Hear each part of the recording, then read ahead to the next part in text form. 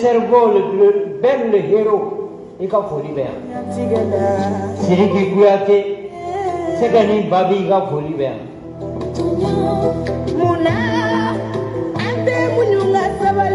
Ambe Touré fo le procureur commune 4 et ma ko infamo tandem Goïta Shogel Touré nende jamana indianina amandi zundila Mamadou Fofana amandi minu jamana dabari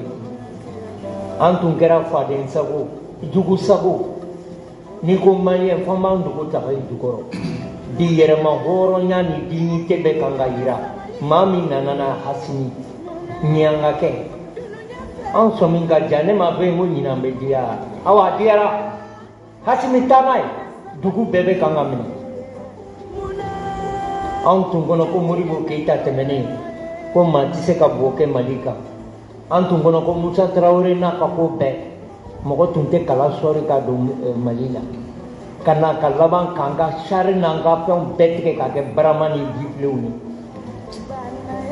eni ala ke nunu kanga ta kasola de minu yanse ni dinga ko anenna hasimi nale anya do ko mali qur'ana hasimi kana maulana ne ni fe ya be sinya chama mango ulube kule suku be do president sori kasoge ni bolo kurunke jugu ni na yere bado ko bolo magaral ko yini ndi ne ma pie nga be to ka meka fo na te meka to ka ke ba fanta kulu bali ma ser sumi ba abe to ka meka fo ne ma sungeta ne fama o fama o fama o fama o fama ne sungeta to be ka ngafo ne fama da monzo o fama o fama o fama a to be ka ngafo mais sungeta bana do mi akako jorai me ke wale be ka ngafo o de langa be to ka meka fo na te meka to ka ke ateme ka to ka ke parce que ni ala e ka miniji do ga o bane e jorai me ka ke wale be to ka fo de yere wolo ni halala Hasimi Goïta tanai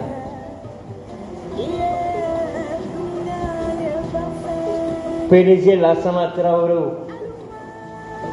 autumena Mali min to amolo ya jasile Mali fugari Mali Hasimi naka grupu mogo kata l'homme tranquille Sado Camara Modibo Kone Ouage Diaw Nden Diaw unana ka jamana bo ka kungolo yira maula ni tum se ka ke Mali kono katibabu gen ka banga dugugolo ka kuteta akanye 24 heures wula bana ku ka minante kata ni tum se ka ke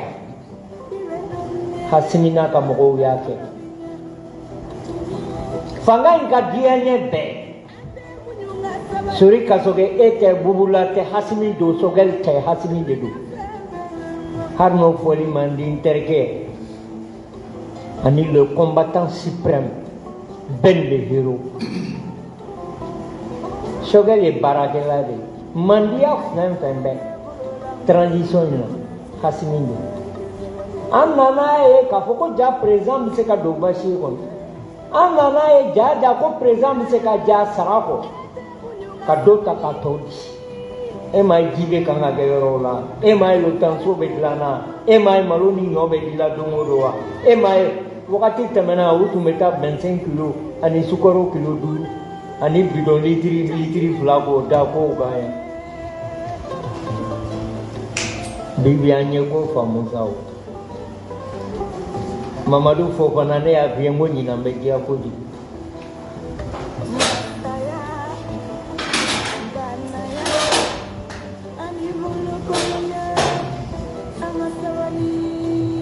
Dauda Golfa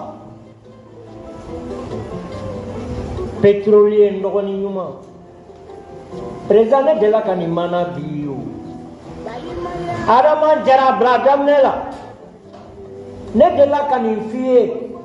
Boubacar Nyare wuluni ne betakamala segana dumuni tabolo président kasoga ananido aya soro shieni dole me ako shie dumuni yini ngadia ako ne be dumuni bo mun foni ba fe kandu ako ni mbi dun tabo ko fe ka fi ka dumuni je a ko ne b'a dɔn solution bɛ bolo e ma e b'a yɛrɛ kɛ k'a ɲini k'a di denw ma u b'a dun a ko komi y'i jigi da n kan n b'a ɲini k'a d'i ma taara sɔrɔ mɔgɔw bɛ dumuni na ten fana dumuni na furu kɔnɔ siyɛni y'i pan ka don dumuni na maaw ko siyɛ donna an ka wuli ka taa bɔ u taara bɔ wulu y'a dun a y'i fa a taatɔ a ko n teri siyɛn tɛ se ka taa ni mi barika da ne m'a f'i ye solution bɛ bolo ne tun ma taa don malo in na u tɛna bɔ ne ka dun Hasimi bɛ kan k'o de kɛ sisan sɛbɛ ka jan madame Bathilina Tall mais suma t'a la zirasun ka bon président kaso kɛ maa tɛ se ka jele kala kelen bɔ a la n'i jɔra mɛnɛmɛnɛ la n'a y'a tugu la i b'a fɔ a ye yafa n ma i bɛ taa kulusi cun k'a lajɛ bonya tɛ tori kan t'a la dugunan t'a la nka n'i bolo da k'a sumalen don a ka k'a ye n'a tun bɛɛ kɛra ye a tɛ kɛ tan dugu mana jɛ président i bɛ sulu dayɛlɛ dununkɔrɔ bɛɛ bɛ rose national k'a fɔ jɔn mago bɛ n na ne ka dugu jɛra a b'a kama yan ka f'a bɛ tagama k'a kɛ tan nka su mana ko président a bɛ t'i da bo la i bɛ sulu datugu a la k'o ye nin de ye tu t'a la ta t'a la Hasimi ye sara tɛ maliyɛnw bolo koyi Mali sɔrɔdasiw aw sara tɛ maliyɛn bolo parce que ne m'o fɛn ye dunuya kɔnɔ ko maa bɛ t'i yɛrɛ di saya ma i b'i sara i fa k'i sara i ba la ne tatɔ filɛ n m'a dɔn ni n bɛ segin ala b'i to a la ka t'i ni di i fa tɛ yen i ba tɛ yen i muso tɛ yen i dɔgɔnin tɛ yen k'a kɛ min kama ko faso Mali sɔrɔdasiw k'aw ni ce aw ni ce aw yɛrɛ ye aw de ye halala yɛrɛ aw de ye barikaden yɛrɛ an ka taa boîte la bɛɛ bɛ t'o la o an ka taa kɔɲɔ kɛ bɛɛ bɛ t'o la o n'an ka taa saya kɛ yɔrɔ bɛɛ tɛ taa o la dɛ Mali sɔrɔdasiw k'a barika a ye ɲɔgɔn minɛ aw kana malangolow lamɛn ni Mali dilanna zen na a bɛ kɛ cɛ dɔ ta ye né le 22 juin 1947 capitaine John Jodoro Rawlings Ghana Adama Kabara y'a jɔ Ghana bɛ o sira kan a ma se ka yɛlɛma John de bɔra Angleterre Écosse ka na Ghana o don Ghana ma ka indépendance ta Ghana a ka indépendance le 6 mars 1957 a taara gouverneur sɔrɔ yen gouverneur fɛ yen John a ye muso dɔ ye a bɛ tobili la a tɔgɔ ko Victoria Agogochi o ye John Rawlings ba ye a ye kanu ɲini a fɛ u ye den sɔrɔ o de ye capitaine John Rawlings tuma min a y'a dɔn ko muso in kɔnɔma don a bolila ka taa Angleterre a ye den sɔrɔ o de kɛra capitaine ye a ye Ghana mara pendant 20 ans e tɛ se foyi la min bɛ se fɛn na o ye Ala de ye n'i taara i jan kamalenkɔrɔ kɔrɔ pereze Lansana Ouattara o bɛ kan k'i yɛlɛma ji ma yan sɔrɔ i bolo de bɛ ta i sen de bɛ ta i bɛ yɛlɛma ka tila ka kɔɔri ta k'a don i nun na ani i senw ni ɲɔgɔn cɛ k'i don kasange la k'i don i kunkolo la k'i siri i bɛ laban min fɛ o ye Ala de ye ja o de bɛ se ko la e cɛ belebele bɛ yen e min tun ko nin tɛ kɛ ne la e de dara e tɛ se foyi ye ja min bɛ se fɛn na o ye Ala de ye asi soma ko tɛ mori ko tɛ hali ni mɔgɔw ma dugawu kɛ Ala t'e labila a barika Asimi n'i ka maaw Bubakari Ɲare a fɔ Sɛki Tunkara ye k'a tɔgɔ bɛ kan ka fɔ ne barama ye n ma deli ka kuma a fɛ Ala ko de ko mɔgɔw ka ɲɛ ɲɔgɔn ma yan sini lahara ne b'aw sara a la parce que a caman bɛ Ala bolo i bɛ fɛn fɛn mankan mɛn Adama kɔrɔ a bɛɛ ɲɛtɔ a bɛɛ nabɛlɛ ne ko président ne b'a fɛ k'i ɲininka n'a sera y'u ɲininka o ko mɔgɔw ma sara e kɔnɔ yan wa président chaque samedi ne tun bɛ taa o don fanga tɛ yen wa a bɛ yen o tun bɛ taa kuluba u b'u ye sangeni kɔrɔ u ma kuma ne ko président cheminot ka wari ma taa fɔ kalo 9 la wa gouvernement tun tɛ yan a tun bɛ yan o don olu ye mun kɛ foyi ne ko président sori ka sogo ne b'a fɛ k'i ɲininka o piki ni pelle ma don mɔgɔw ka so la yan k'a ci wa dɔw ye dugu bila dɔw sara ji la dɔw taara ɲɛɲini ara ye malitel da denmisɛnninw ka da tugun yanni dugu ka jɛ fajiri u taara bɛɛ ci k'u jigi tigɛ o wagati la gouvernement tun tɛ yan wa ne ko président ne b'a fɛ k'i ɲininka gouvernement min tun bɛ yan u ye Karimi ɲininka ko sɔrɔdasiw bɛ sala fɔrɔn na k'a tɛ se ka na ko avion TDT k'u ta ka na o don gouvernement tun tɛ yan wa ne ko président ne b'a fɛ ka question poser ko 1232 milliards o donna équipement na sɔrɔdasiw o bɛ kɛ don min mama neni mama bugɔ Karim fa yɛrɛ ala ka hinɛ a la ale yɛrɛ ko avion coulé au sol Karim taalen k'u y'u berné de o don fanga tɛ yen wa awa i ɲɛ b'o la dɛ o maa ninnu de filɛ ka kule an da la yan ko 5 ans ka ca Asimi ka taa Asimi tɛ taa bi a tɛ taa sini mission min dara a ma tant que a ma ban a tɛ taa bi a tɛ taa sini ni maa min t'a fɛ ka to Mali la i bɛ bɔ e delila ka Modibo Sidibe da ye nin ko ninnu na e delila ka Modibo Sidibe da ye karata la wa e delila ka Modibo Sidibe ye i bɛ téléphone ta k'a ka kuma dɔ ta ka contrôler i y'a ye wa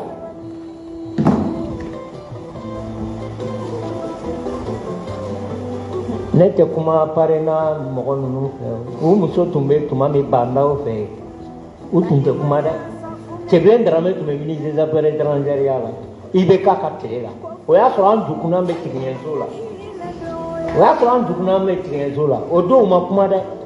bi de kuma ka ca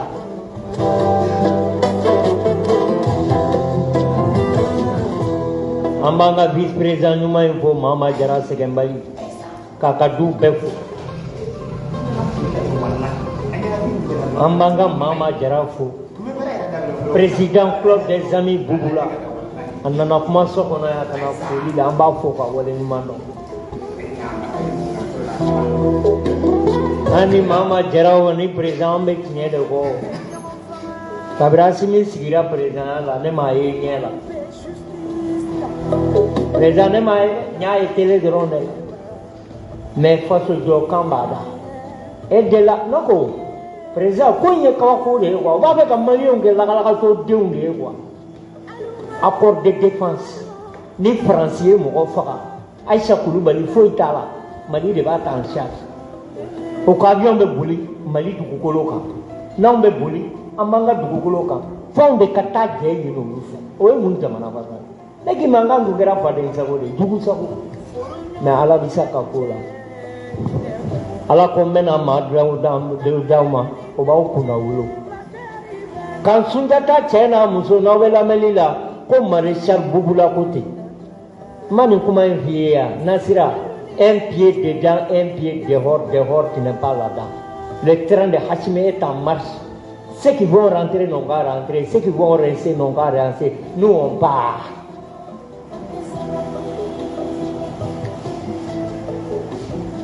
i b'u ye kala-kalakan de la e delila ka jɔn ye kabiri ko in kɛra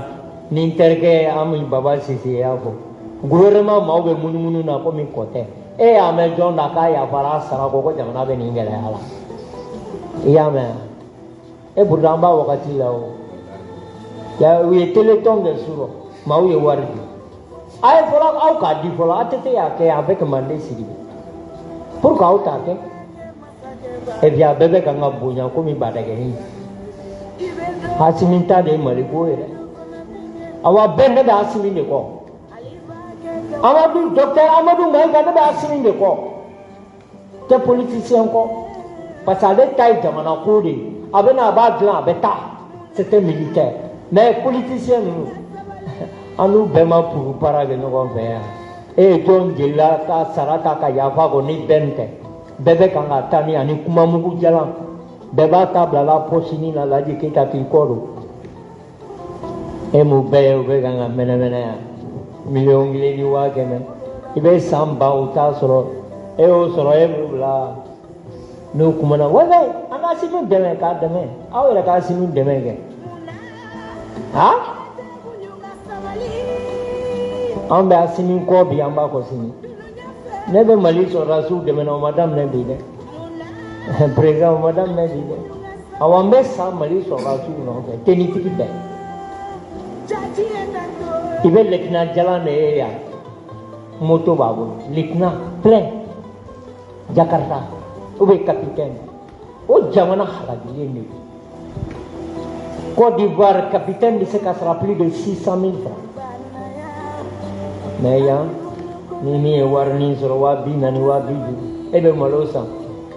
président nason wa jasira du ko kemenani o e juli kalula watani fla so kabo warna de mana bozi za un kono be wuli mama tani lo tano be wala musokoro wa fende da mu beto wargo o mo minu lu be kangu tata ni arme kuma pura no arme ja au te tano sa au be kele mina kele de do au be kele de ma site balo du gogolo ka ki ba fe ka sa saya bi kai ni na ma to ni sino ma site saya ikile ti era na Barkantan bali dama kili ka jamana ko kuma mugu dama era ga dola je dogle ne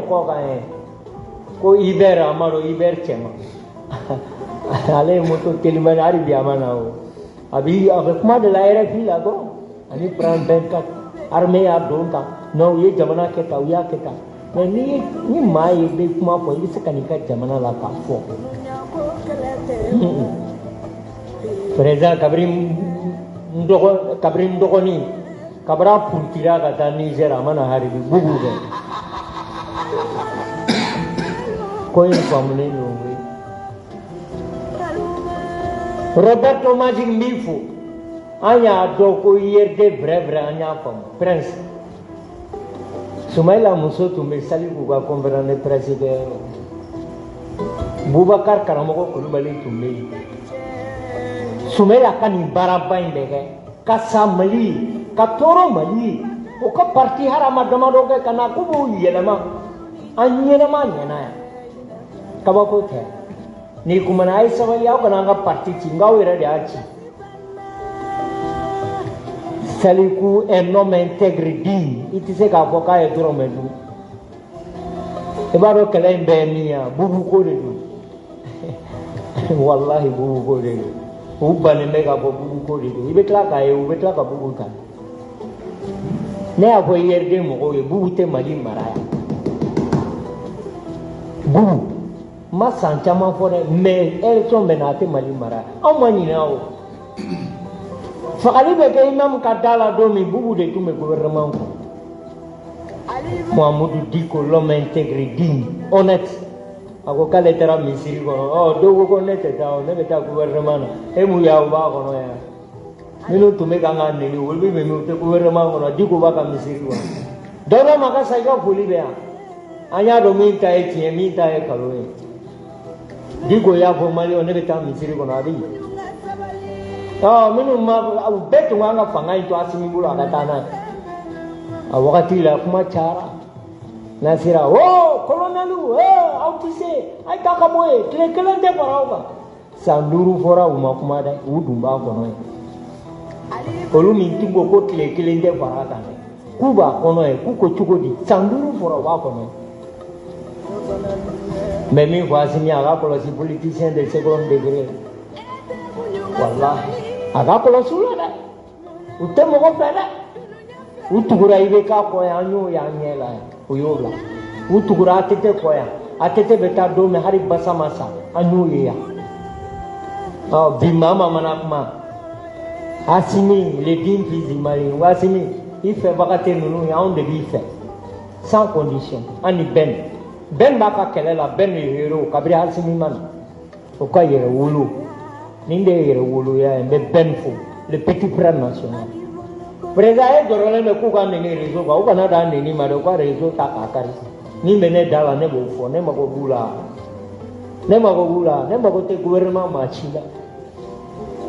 ntena se mako tula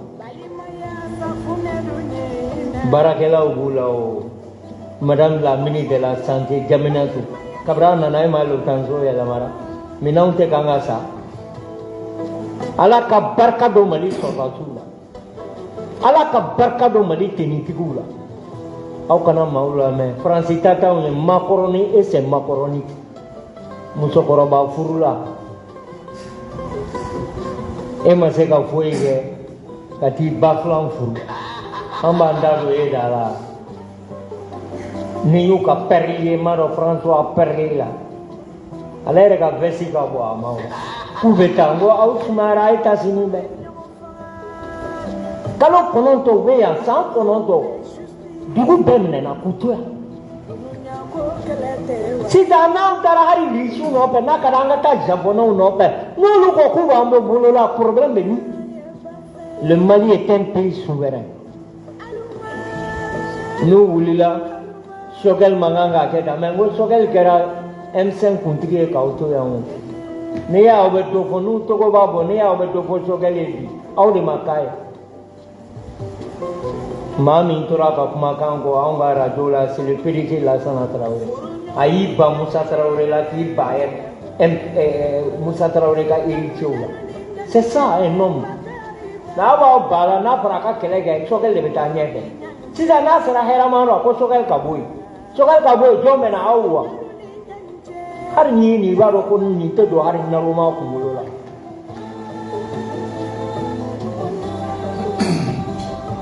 Modibo Kulubali Yaya ani Isa jamana in bɛ diya walahi ne ta fɔ ka san 5 kɛ dɛ san 5 ka ca mais min b'u bɔ n'u bɛ se ka jamana redresser u k'o ta ne ko gɛlɛya kuma in bɛ fɔ gɛlɛya daminɛna bi de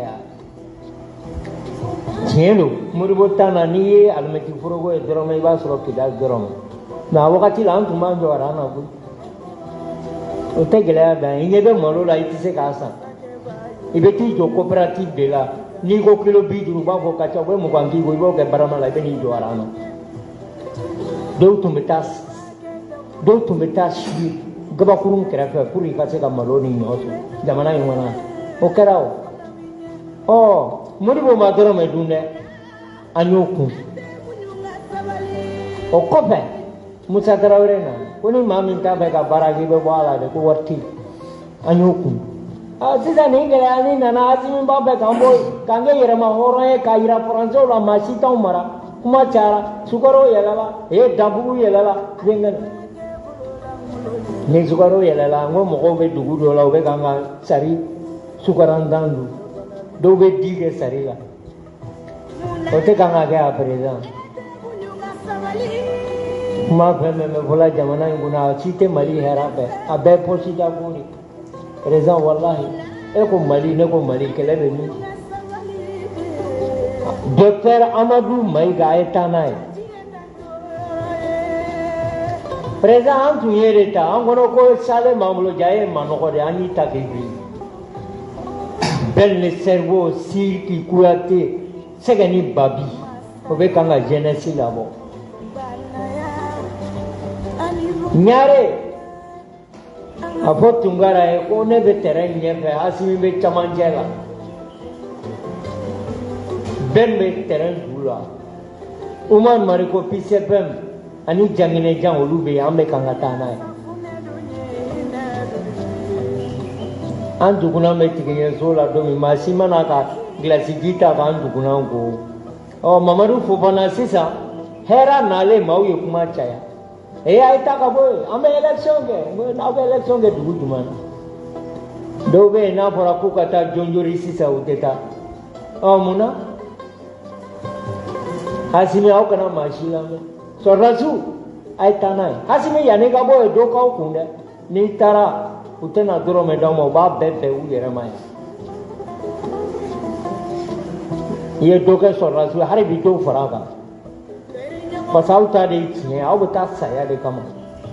olu bɛ yan dɔrɔn ka n'i ye dumuni kɛ dɔrɔn ka kɔnɔbaraba in munu mɛnɛ an bɛ nin de l'eau la dɛ de l'eau fraîche je vais boire n'a y'o fɔ dɔrɔn a bɛ girin kabako tɛ yan jamana in an kegunyara sa o an kegunyara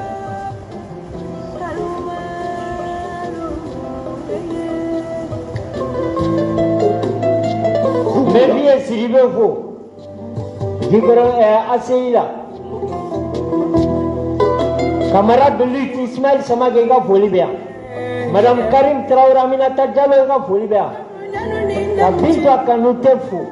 Ka Dirisa Diallo fo Lafiabugu. Président an ye dugawu min kɛ Ala y'o de minɛ o. I bɛ Mariam Dembele k'a la. N ka Rose Nationale fasa i b'o k'a la. Kabako tɛ yan. Président. Zone aéroport la ka taa maaw ka yɔrɔ ci fo Ala tun ka nin kɛ Ala tɛ sinɔgɔ la dɛ Ala ye bɛɛ ta ye awa a bɛ laban ka bɛɛ lakunu ka tila ka bɛɛ faga ka tila ka labɔ sinon minnu bɛ dugawu kɛ a diyara de an bɛ dugawu kɛ Asimi n'a ka gouvernement ye parce que Ala ye Asimi bolo minɛ sinon dugawu kɛra maa caman olu binna yan o Ami Baba Cissé dugawu kɛra IBK ye a binna dugawu kɛra Musa Tarawele a binna dugawu kɛra jɔn ye tugun dugawu kɛra Bubu ye a binna dugawu kɛra comment dirais la fɛn a tɔgɔ Sumelu Bube Mayiga ye a binna n m'a fɔ dugawu tɛ fɛn dafa dɛ mais dugawu bɛ min dafa o y'a sɔrɔ Ala y'i kɛ min ye Ala ye min fɔ i sɔnn'o ma barika bɛ don a la. Sinon dugawu min kɛra IBK ye a ma kɛ dunan présidence ye Mali kɔnɔ yan walahi nka a ma bin yan dugawu ma kɛ Bubu ye Bubu ma bin dugawu ma kɛ Bube ye Bube ma bin dugawu ma kɛ ATT ye ATT ma bin n'i tɛ ko dɔn ko dɔn Ala Masa Jalaki Bali a tɛ sinɔgɔ a tɛ gindo a bɛɛ bɛ k'a ɲɛna a bɛ tila k'a bɛɛ latigɛ maa maa ye Ala dɔn olu de ka jugu Ala ma maa maa ye Muhamadu salala olu de ka jugu a ma sinon Thomas Sankara tun ye chrétien de o Rolling Stone tun ye chrétien de o olu m'u ka jamana nafolo dun dɛ Sankara bɛ sa don min 100,000 ni 20,000 juru b'a la a ye so de di juru ta Bendia Burkina o y'a sɔrɔ a bɛ commando para kunna po 6000 ni 200 o bɛ tigɛ a sara la a bɛ minɛ don min 100,000 ni 20,000 b'a la président tun don président ne ma deli ka nin f'i ye i y'a maaba ye madame Sako Nasira présidente a bɛɛ sara ni marifa ye a si ma sa fila ma Patrice Lumumba u y'a faga de Martin Luther King u y'a faga de capitaine Mariam Wabi u y'a faga de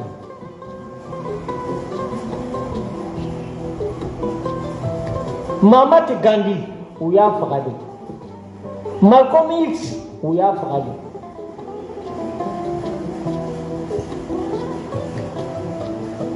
dɔ tun bɛ Guinée-Bissau tun b'a ka indépendance nɔfɛ Amical Cabral u y'a faga Guinée le 20 janvier 1973 a bɛɛ fagara ni marifa de Mali sɔrdasiw yɛrɛ wolo aw ka foli bɛ yan sisan i bɛ Mariam Dembele k'a la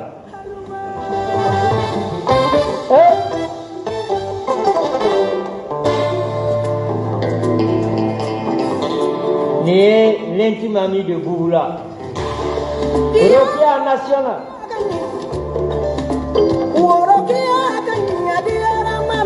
président ne y'a f'i ye ni maa sara i bɛ kuma fila dɔrɔn de mɛn a tun ka ɲi a tun ka jugu dɛ nin fila dɔrɔn Rokia ni maa sara i tɔgɔ bɛ yɛlɛma o b'a fɔ ko fure mana fɔlɔ wa ni maa sara i ka du tɔgɔ bɛ yɛlɛma an bɛ taa saga bonda la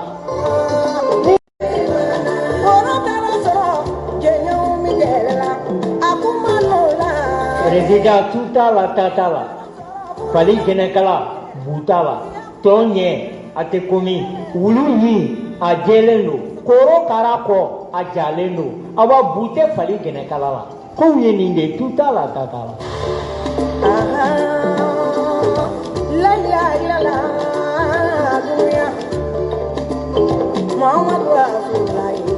asime abeme kafo na teme katoka ke abarka mianga ke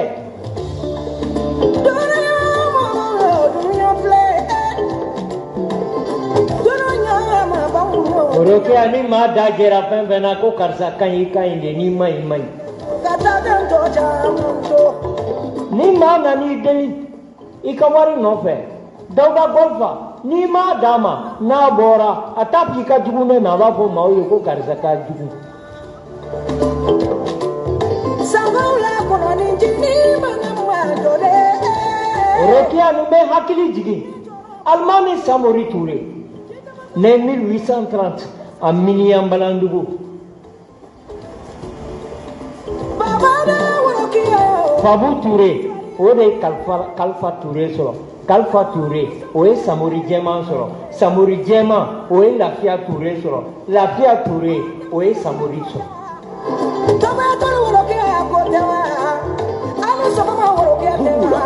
Le premier jamais égalé. Mamadou, Ode Bakari solo. Bakari, Oe Alpha solo. Alpha, Oe Sekou Touré solo. Sekou Touré, a batogo de Aminata Fadiga. Samori de Mousso Toumé, ko Baba Mara, aya pour 1871.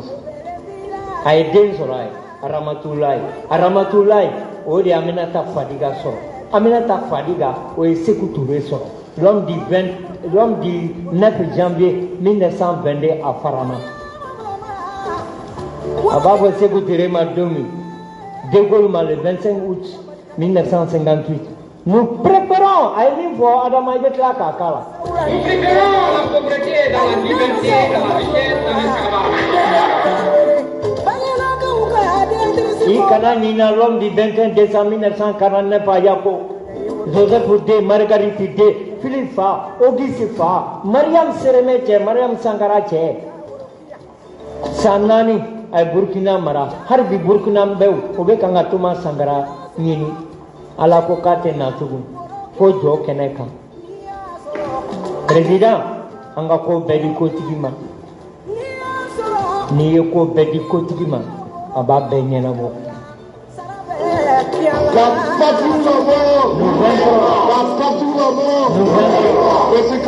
Merci. Et Rose Nationale.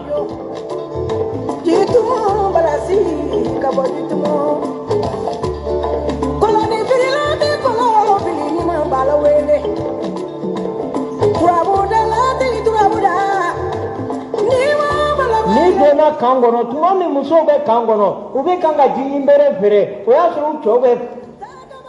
nganyangono, odo gouvernement tuntewa, abi. Noko, tuma mi yo Kangono, ibe muso we ube jeka jalan fere, ube tamati aniga, odo gouvernement tuntewa, abi. Ne donaya, kami flanga radio kofe, kelembe kanga yemunu. Botulji obe doso do kono so rasu ka so wallahi tallahi asinu go ka na beki ka beke so banani ayat la tinitiku ni nyogonte e me na mo mina ambe jomine e zoyiwa e pingani gela yiwa e faso be nti faso fa ambe hasini ko ka katanai antu fago na foka ange fogo dabagalaye bamana ngoko zamengele ninga na fabo yirila yelela nga kanida duguma baba uka kuyino fago laji keita ne ya fo laji keita le fana mianga fanga kajikuzi ambe kanga diago Adama capitaine Côte d'Ivoire 680 000 abos d'état par mois. Oui généraux obédi généraux de ma 600 000. Eni ala cheni jamana ni bana afora ya ko ni sala do be braiga garadiga ko warbe dima papa kamadi majima do ko no varala jalaga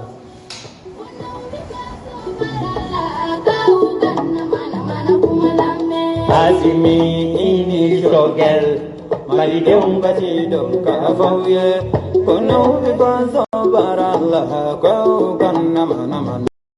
kumalame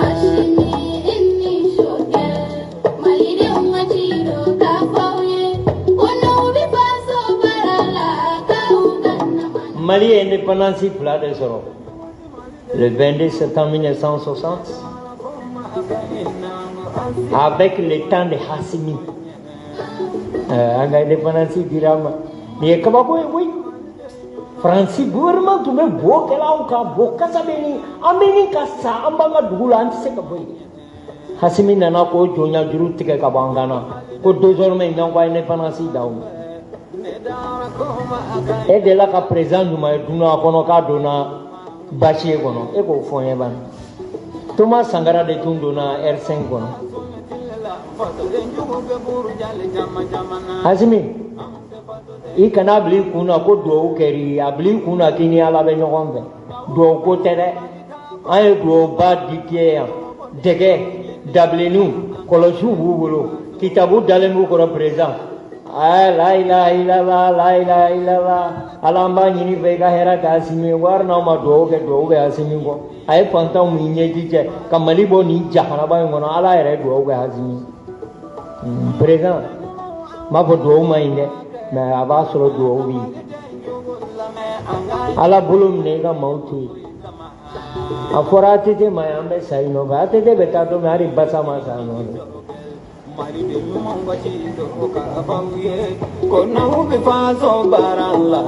Salifu kelen pili I ka foli bɛ yan. Marseros an bɛ Buye fo. Sekama de Buye. O b'a fa minɛ don min 19 juin 1941 Nyoro. Kɔnɔ k'a banna Ala y'a jira k'a tɛ ban. Sabula nin ye n ka jɔn de ye. O de la mɔgɔ min bɛ Sekama la kɔfɛ bɛ a n'a debu ye a ka ca mɔgɔ 2 ye. An ka taa n'a ye. Taye Maliko kelen ye Ngodo taye ni yɔrɔ kelen ye. Masakɛw tɛmɛna Mali kɔnɔ. We kuma jama fo an yango kuma ko fe an ma ke wale la populo mo la besi kamara ayu bil sirani tegere tabali ko fe an ma ke wale an dum de mana kuma la metu Asimi ni shogel ikaka kayan zanta ibe donso ka penta Ayi ko I ka James de k'a la James. Mali de ɲuman ka ci do ka faw ye ko n'aw bɛ faso baara la k'aw ka nama na ko Mali. N'i ye James ban I bɛ ban tuma na ka Mali ta. Adama ne bɛ yan dɔrɔn ne bɛ content.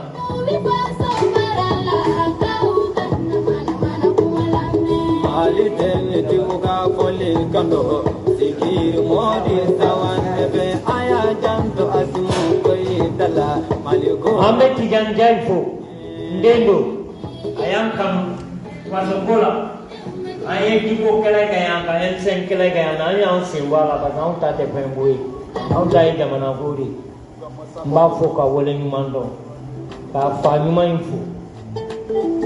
chone ni wa ande Tijanjai ka foli be Tijani nyinambe dia ko Atedia Zunila. Ubabe Preda Muga Pereba, so that we have ever shared Santa Madonna. Ubabe Sangata election, Nantara Rubi. Minukanga now Lutena, but the word to Muriwo Siribe Nuni, Umar Mariko Nuni, Malikulu Balini, Fenton and Zumana Sabonu. We have permission with Lakamara, Allah Reteson. Allah Tesone. What the land ye la asigila ante mala mengu Asimi tanai bien sam samabali bo l'homme tranquille le libre penseur sam samabali ka boli bien il fa numa info no e tongunda samabali qui a tout donné au Mali le grand frère national Nji Jakite zawarte kanga du gele anye blo Ani Asim, oh maintenant on veut couler là. Il gagne on met tirer de quoi. D'abord Magasaika folie bien. Rajalika folie bien. On toura tiens mingono et dipouille. Aka dona misiri kona dona gouvernement na. Aden dona la. Amuso dona la. Ate misiri kono. Ale attaque Maliko de kama. Oh menu tunta te Maliko ulu ba kono. ni bɛɛ y'a mɛn na ko Maliko tɛ o Hasimi n'a ka mɔgɔw ta de ye Maliko ye delila ka président ɲuman ye k'a bɛ don basi ye kɔnɔ y'o ye wa miliyɔn 150 a y'o ta ka 100 di a bɛ kan ka jibondow dilan yɔrɔ bɛɛ masakɛw tun tɛmɛna o tun b'a don poche la an m'a jɔyɔrɔ ye an m'a ta yɔrɔ ye Ala ka barika don Hasimi la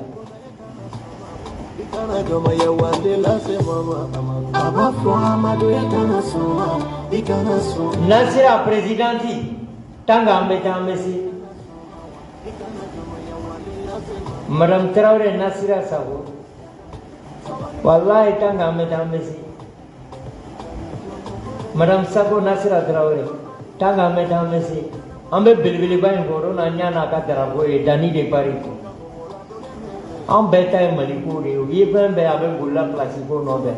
Maliko tɛ dɛ poche dabo de ye jɔ i bɛ donsonŋɔni k'a la Ibrahima Tamega n b'i fo Abdou Niane n b'i fo Buba Fane n b'i fo Ibrahima Tamega filɛ nin ye a ma dɔrɔn ɲini IBK tile la mais a y'a kɛlɛ a y'a dɛmɛ a bolo n'a sigi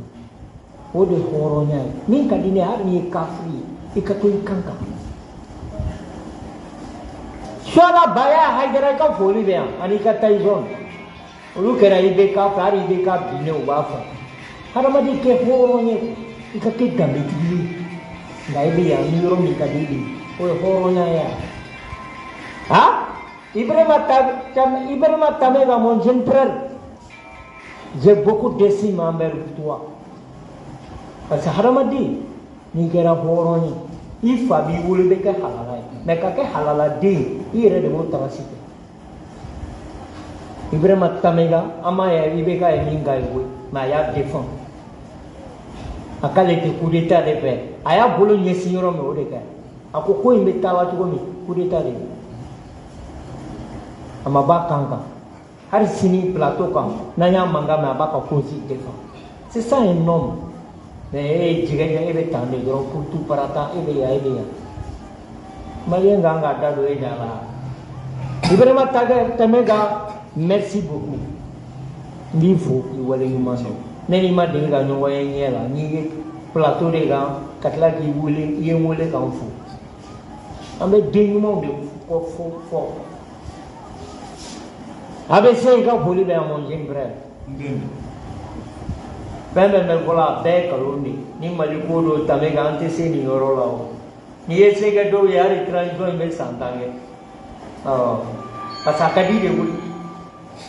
Tijani an bɛ kɛlɛ kɛ tuma min a fɔra ko tile kelen tɛ bala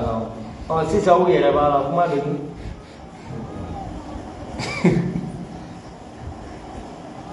j'aime la chanson de Rokia e bɛ dɔnkili kuma de la Rokia yɛrɛ ka di maaw ye o tous les dimanches Madame Cissé Assetou Camara k'a fana bɛ lamɛnni la an b'a fɔ ka waleɲuman dɔn i b'a dɔn Sogɛli kɛlɛkun i b'a kun dɔn bi yan Sogɛli i poussé n kana Sogɛli c'était un homme courageux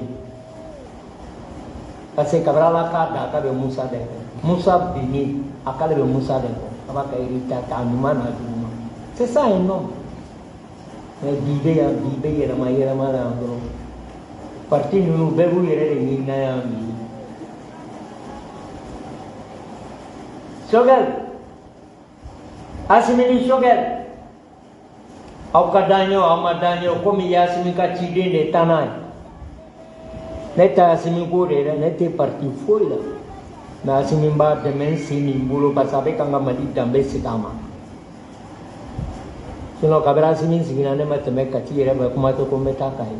ayi mais an b'a dɛmɛ an kumakan na an b'a dɛmɛ an bolo la an bɛ lamɛn fana Tijani ala y'o dabara d'a ma n'an ko min ka ɲi d'i ma aw bɛ da la